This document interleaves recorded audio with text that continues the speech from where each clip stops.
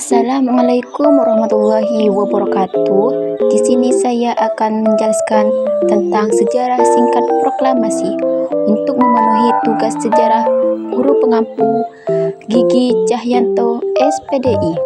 Proklamasi. Kami, bangsa Indonesia, dengan ini menyatakan kemerdekaan Indonesia. Hal-hal yang mengenai pemindahan kekuasaan dan lain-lain diselenggarakan dengan cara saksama dan dalam tempo yang sesingkat-singkatnya.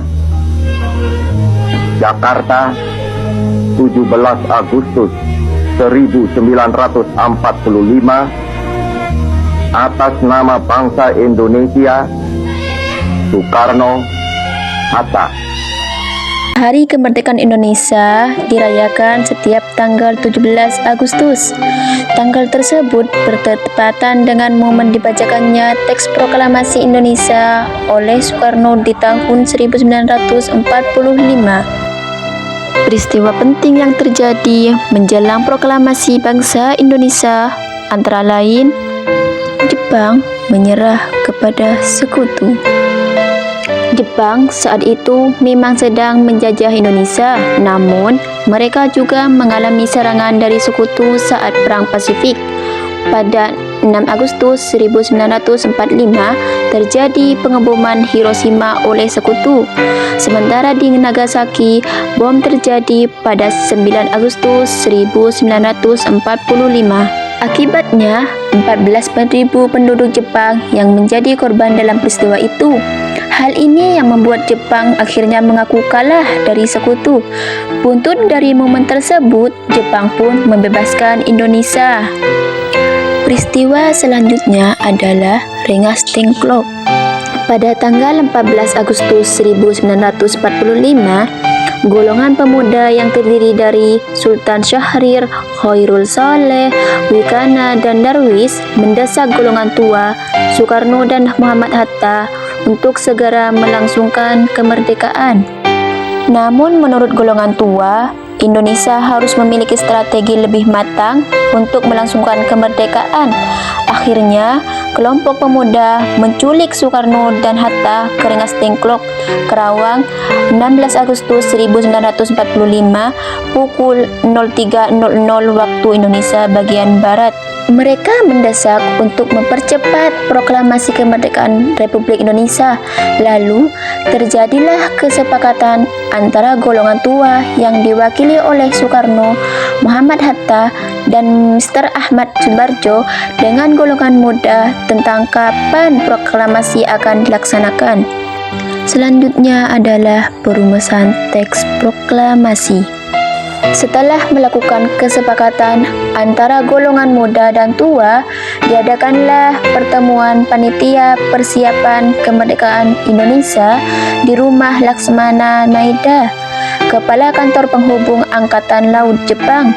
Rumah beliau dianggap menjadi tempat paling aman untuk melakukan perumusan teks proklamasi. Rapat tersebut bertujuan untuk merumuskan teks proklamasi yang dihadiri oleh pihak dari golongan tua dan golongan muda. Pada tanggal 16 Agustus 1945, teks proklamasi itu sendiri diketik oleh Sayuti Malik. Detik-detik pembacaan naskah proklamasi. Perundingan antara golongan muda dan golongan tua dalam penyusunan teks proklamasi kemerdekaan Indonesia berlangsung mulai pukul 02.00 hingga 04.00 dini hari. Teks proklamasi ditulis di ruang makan di Laksamana Tasadi Maeda, Jalan Imam Bonjol, nomor 1. Para penyusun teks proklamasi itu adalah Insinyur Soekarno, Dr. Andas Muhammad Hatta, dan Mr. Ahmad Subarjo. Acara dimulai pada pukul 10.00 tanggal 17 Agustus 1945 dengan pembacaan proklamasi oleh Soekarno dan disambung pidato singkat tanpa teks. Kemudian, bendera merah putih yang telah dijahit oleh Bu Fatmawati dikibarkan, disusul dengan sambutan oleh Suwirjo, wakil wali kota Jakarta saat itu, dan mewakili pimpinan barisan pelopor. Pada tanggal 18 Agustus 1945, Panitia Persiapan Kemerdekaan Indonesia mengambil keputusan mengesahkan dan menetapkan Undang-Undang Dasar sebagai dasar negara Republik Indonesia, yang selanjutnya dikenal sebagai Undang-Undang Dasar 1945. Setelah itu, Soekarno dan Muhammad Hatta terpilih atas usul dari Otto Iskandar-Dinata dan persetujuan dari PPKI sebagai Presiden dan Wakil Presiden Republik Indonesia yang pertama. Peringatan 17 Agustus. Anak-anak, setiap tahun pada tanggal 17 Agustus, seperti yang kita ketahui, rakyat Indonesia merayakan Hari Proklamasi Kemerdekaan ini dengan meriah. Mulai dari lomba panjat pinang, lomba makan kerupuk, sampai upacara militer di Istana Merdeka. Seluruh bagian dari masyarakat ikut berpartisipasi dengan caranya masing-masing. Dengan mengetahui secara jelas dan rinci, serta kemauan untuk mempelajari sejarah kemerdekaan Indonesia dan perjalanan panjang yang harus ditempuh oleh bangsa Indonesia dalam mencapai kemerdekaan, tentunya akan semakin menumbuhkan rasa kecintaan dan nasionalisme pada diri kita.